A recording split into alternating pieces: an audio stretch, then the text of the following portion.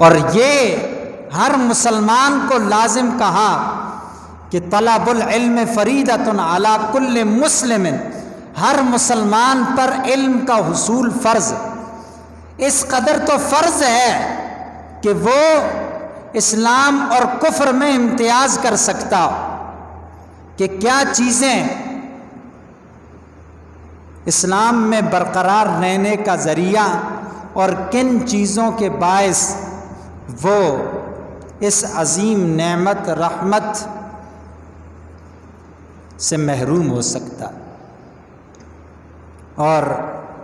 اس قدر علم کا حصول فرض و واجب کہ کیا چیز اس کے لیے فرض ہے،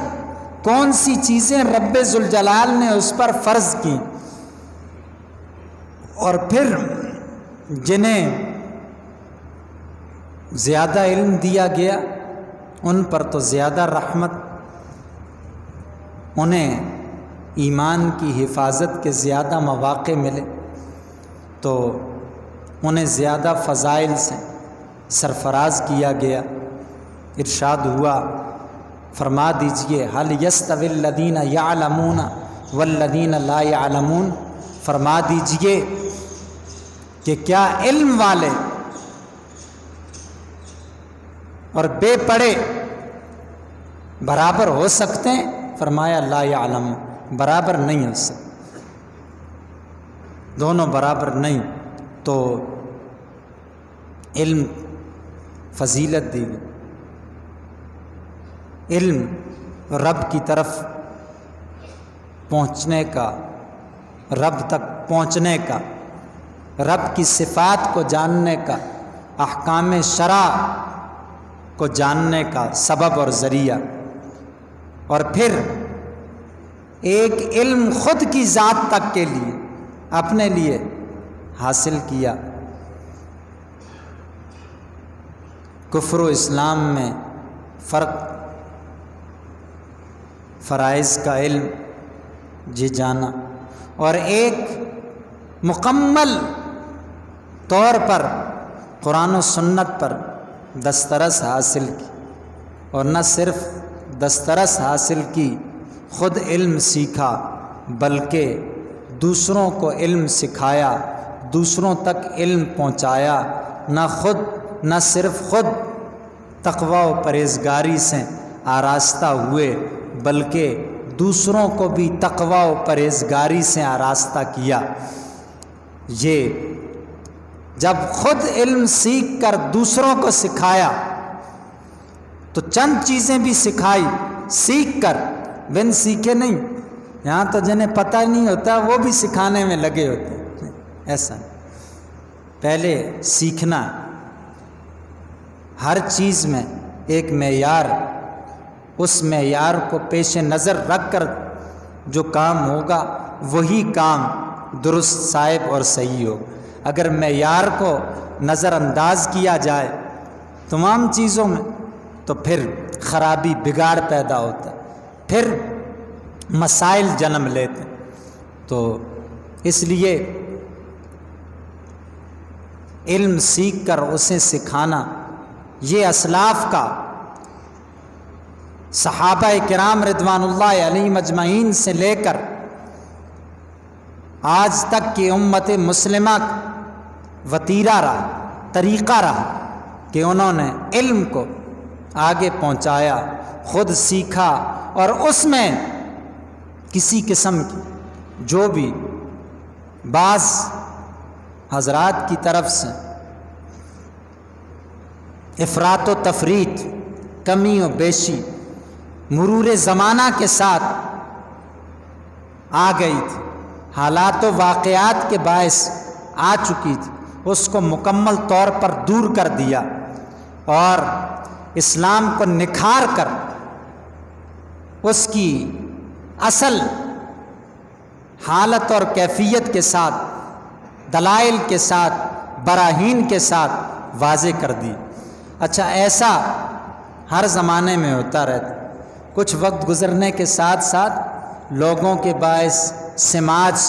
معاشرے کے بدلنے کے ساتھ معاملات پیدا ہوتے رہتے، لوگوں کی غفلت، لوگوں کی بے توجہی کے باعث مختلف امور جنم لیتے رہتے، پھر کوئی رب ذوالجلال اس طرح کا اہتمام و انصرام فرماتا کہ وہ جو ایک بے توجہی ہوتی ہے، وہ جو ایک غفلت ہوتی ہے، اس غفلت کو دور کرنے کے لیے رب ذوالجلال کچھ افراد کو، کچھ اشخاص کو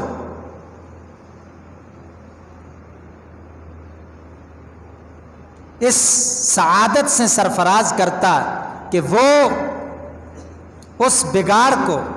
اس بے توجہی کو، اس غفلت کو دور کر کے لوگوں کو پھر سے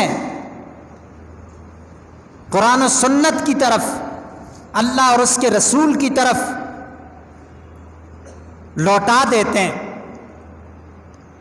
چنانچہ سید عالم صلی اللہ علیہ وسلم نے ارشاد فرمایا، ان اللہ تبارک و تعالی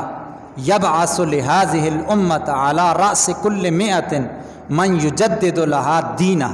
بے شک اللہ جل شانہ وعز مجدہ اس امت کے لیے، امت مسلمہ کے لیے ہر صدی پر ایک مجدد پیدا فرماتا ہے، جو اس کی یجدد لہا دینہ، جو دین کو عمدہ انداز میں، بہترین انداز میں، زمانے کے حالات اور واقعات کے مطابق، زمانے کے تقاضوں کے مطابق دین کی تشریح اور توضیح ان کے سامنے پیش کرتا ہر صدی۔ اور یہ آغاز اسلام سے سلسلہ چلتا رہا۔ صدر اول میں حضرت سیدنا عمر بن عبدالعزیز رحمہ اللہ رب ذوالجلال نے اس عظیم سعادت سے سرفراز کیا، اور پھر حضرت سیدنا امام محمد بن ادریس شافعی رحمہ اللہ رب ذوالجلال نے اس سعادت سے سرفراز کیا۔ تو ہر زمانے میں رب ذوالجلال اہل علم نے کہا کہ بعض احادیث مبارکہ میں علی رأس کل مئۃ کے الفاظ آئیں، اور بعض میں قرن کے الفاظ آئیں کہ ہر قرن، پھر قرن کتنا زمانہ ہوتا اس کی مدت میں 70 سال سے لے کر 100 سال تک قرار دیے گئے کہ 70 سال ایک مدت ہے امت کے لیے۔ ایک امت یعنی ایک زمانے کے لوگ، ایک زمانے کے لوگ، ان کو بھی امت قرار دیا جاتا، اس اعتبار سے کہ بعض انبیاء تشریف لائے اور ان کی اپنی امت میں قیام اتنا عرصہ رہا، تو زمانے کے لیے امت کا لفظ استعمال کیا جاتا ہے، یعنی 70 سال کا زمانہ، تو 70 سال بعد ایک فرد ایسا پیدا ہوتا ہے۔ بعض میں آیا کہ 40 سال بعد ایک فرد ایسا پیدا ہوتا ہے۔ تاہم احادیث مبارکہ کی یہ ساری توضیحات ہیں، تشریحات ہیں جو اہل علم نے کی، زیادہ تر اہل علم کا رجحان اس طرف ہے کہ 100 سال، تو جتنے بھی عرصے کی بات کی جائے 100 سال، تو بعض اہل علم نے کہا کہ بعض ایسے ہوتے ہیں کہ ان کا بھی دائرہ کار ہوتا ہے لیکن وہ کچھ عرصے کے لیے، اور بعض کا دائرہ کار بڑا وسیع ہوتا، ان کی تعلیمات، ان کا اثر بہت وسیع ہوتا، دور تک جاتا۔ تو رب ذوالجلال نے کئی ایسے اہل علم و فضل کو مبعوث کیا بر صغیر پاک و ہند میں، جب اہل اسلام زوال کا، انحطاط کا شکار ہوئے، تو اس وقت ایک عظیم ہستی جس نے بر صغیر پاک و ہند کے مسلمانوں کا رخ دین کی طرف، اسلام کی طرف پلٹ دیا اور سب لوگوں کو قرآن و سنت کی طرف اور سید عالم صلی اللہ علیہ وسلم کی طرف لوٹا دیا، ان کا نام نامی اسم گرامی حضرت سیدنا امام ربانی مجدد الفسانی شیخ احمد سرہندی نور اللہ مرقدہ۔ آپ نے بر صغیر پاک و ہند میں جب لوگ دین سے بیگانہ ہوئے تو آج سے تقریباً 450 سال پہلے اندازہ اس وقت، اور ایسی حرارت ایمانی، جرت ایمانی، ایسا جذبہ ایمانی پیدا کیا کہ وہ جذبہ ایمانی، وہ حرارت ایمانی آج تک لوگوں کو متحرک رکھے ہوئے، لوگوں کے اندر تحرک بپا کیے ہوئے، لوگوں کے اندر سید عالم صلی اللہ علیہ وسلم کی الفت و محبت کو بیدار رکھے ہوئے، اور پھر مرور زمانہ کے ساتھ ساتھ جب ہندوستان میں انگریز کا دورہ تھا اور اس نے الفت ایمانی، حب مصطفیٰ کو اہل اسلام کے دلوں سے نکالنے کی سعی کی اور لوگوں کو مال و زر کا پجاری بنایا، اور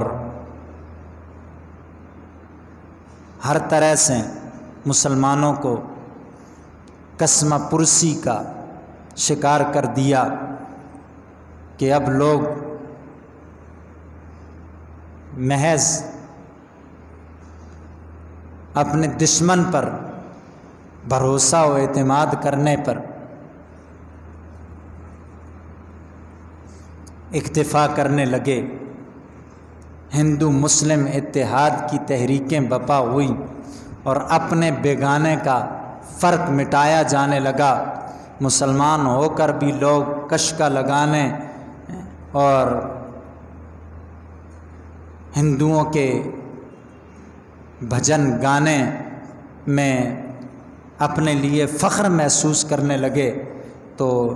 ایسے میں رب ذوالجلال نے ایک عظیم ہستی جسے اہل جہاں لوگ دین سے ایسے بیگانے ہو گئے کہ فرائض دینیہ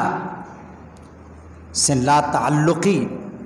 اختیار کرنے پر جن کی ذمہ داری دین کو سمجھانا بنتی تھی، وہ بھی دین سے الا ماشاء اللہ بے اعتنائی برتنے لگے، اس لیے کہ مخالفتوں کا سامان تھا۔ اس زمانے میں آپ دیکھ رہے ہیں اب مخالفت ہوتی ہے، تب تو انگریز کی حکومت تھی، ابھی تو مسلمانوں کی حکومت ہے۔ اگر حکومت کی طرف سے کوئی معاملہ ہوتا ہے تو لوگ کیسے دینی معاملات میں بے اعتنائی برت رہے ہوتے ہیں، کس قدر دینی امور کے حوالے سے اپنی ذمہ داریوں سے لا تعلقی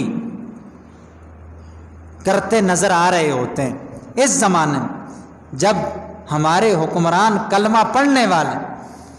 اللہ رسول کو ماننے والے، تو جب حکمران ایسے ہوں کہ جن کا اللہ اور اس کے رسول سے کوئی واسطہ نہ ہو، جن کا دین و ایمان سے کوئی واسطہ نہ ہو، ان کی طرف سے اگر دباؤ، ان کی طرف سے اگر سزائیں دی جا رہی تو پھر کیا عالم ہو، پھر کیا معاملہ ہوتا ہو، آپ اس سے اندازہ کریں۔ ابھی تو ہم بحمد اللہ تعالی آزاد ہیں، آواز بلند کر سکتے ہیں، کھڑے ہوتے ہیں۔ اس وقت تو مسلمانوں کو ہر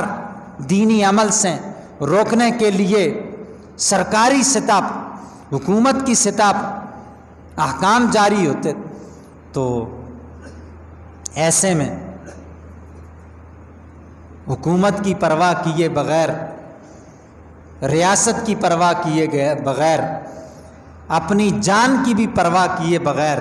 جنہوں نے ہر سطح پر اہل اسلام کو رائے عمل دی اور یہ بتایا کہ جو غیر مسلم ہے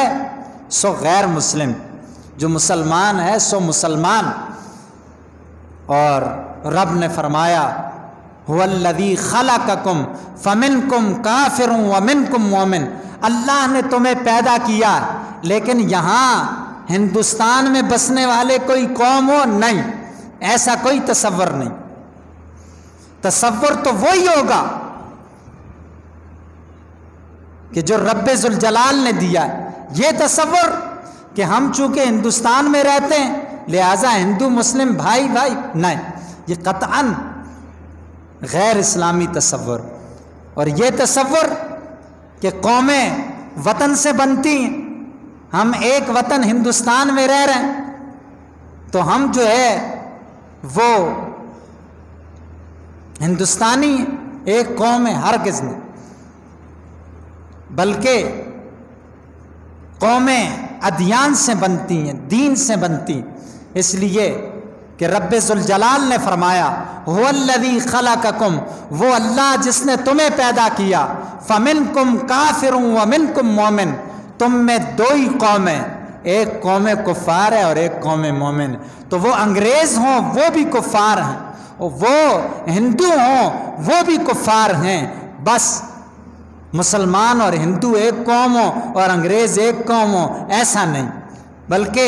مسلمان ایک قوم ہیں، ان کے مقابلے میں ہندو اور انگریز دونوں ایک قوم۔ الکفر ملت واحدہ، کفر ایک جماعت، ایک ملت، سارے کفار ایک۔ وَلَن يَجْعَلَ اللَّهُ لِلْكَافِرِينَ عَلَى الْمُؤْمِنِينَ سَبِيلًا، کافروں کو کوئی حق نہیں کہ وہ مسلمانوں پر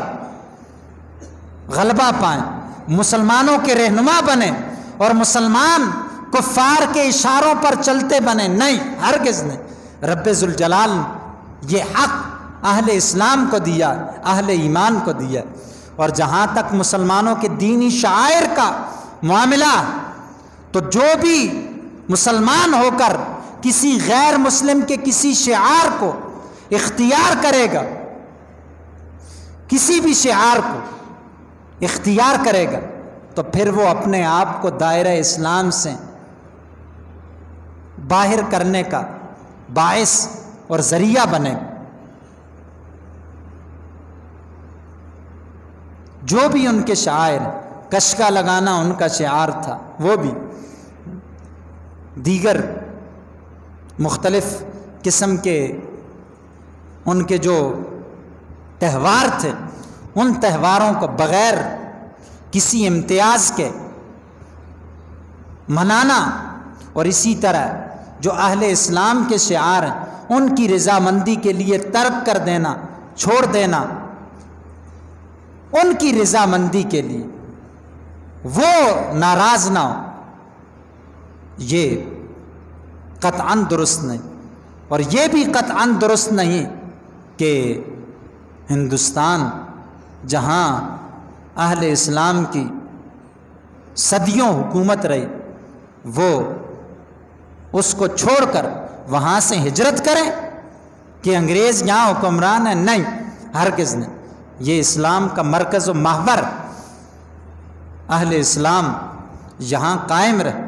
اور وہ اپنے شرعی امور کو، وہ گائے کی قربانی کا معاملہ یا دیگر معاملات، ان کو اپنے مذہب کے مطابق، اپنے دین کے مطابق وہ ادا کریں۔ تو یہ ساری ہدایات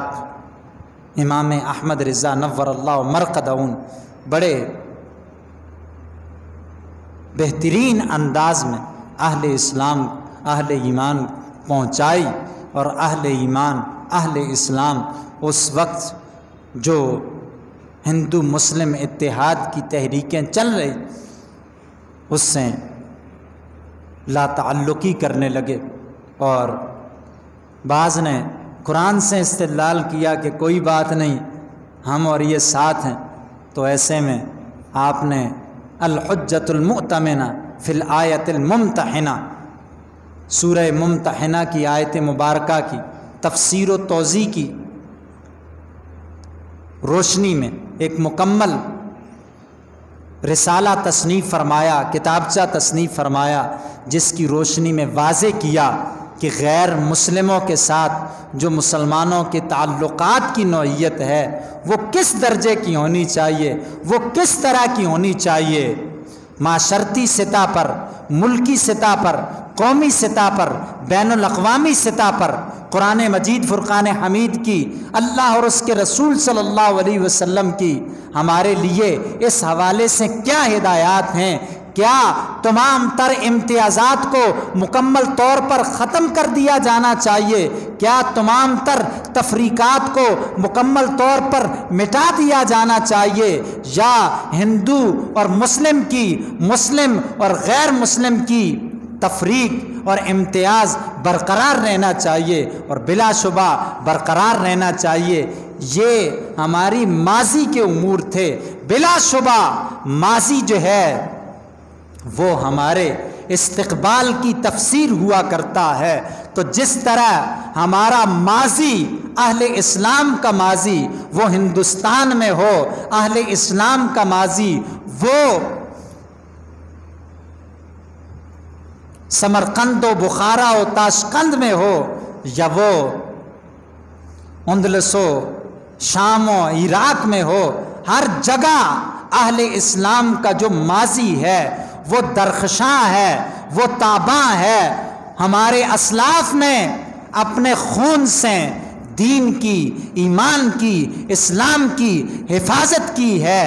آج حال ہمارا دیگر گوں ہے، حال میں ہم مصائب کا، مسائل کا شکار ہیں، تو ہمارے لیے یہ لازم ہے کہ ہم ماضی کے افراد سے اپنا غیر متزلزل رشتہ قائم کر کے ان کی جد و جہد اور ان کی کوششوں کے نتائج کو دیکھتے ہوئے، ان نتائج کو سامنے رکھتے ہوئے ماضی بعید اور ماضی قریب جو پاکستان میں اہل اسلام کے رہنماؤں نے کردار ادا کیا اسلام کے احیاء کے لیے، اسلام کے نفاذ کے لیے، ان ساری کوششوں کو ہم دیکھتے ہوئے اپنے مستقبل کے لیے اپنا کردار ادا کرنے کی کوشش کریں، یہ خیال کر کے کہ انہوں نے ایسا کر دیا سو کر دیا، اب ہم ہاتھ پہ ہاتھ دھرے منتظر فردا ہوں، یہ عقل مندی نہیں، یہ دانش مندی نہیں۔ انہوں نے بہترین کردار ادا کیا، ہمارے رہنماؤں نے، اکابرین نے، ماضی بعید میں بھی، ماضی قریب میں بھی۔ اب ہمیں کردار ادا کرنا ہے، ہمیں بہترین کردار کے لیے اپنی کوششوں کو بروئے کار لانا ہے، تاکہ آنے والے جو ہمارے بعد آنے والے ہیں ان کے لیے ہم کوئی بہترین راہ عمل چھوڑ کر جائیں، تاکہ ان کے لیے ہماری زندگیاں مشعل راہ ہوں۔ رب ذوالجلال سے دعا ہے کہ اللہ جل شانہ اپنے فضل و احسان سے ہمیں بھی اسلاف کے نقش قدم پر چلتے ہوئے بہترین کردار ادا کرنے کی توفیق و سعادت نصیب فرمائے۔ وما توفیقی الا باللہ وما علیہ الا البلاغ المبین۔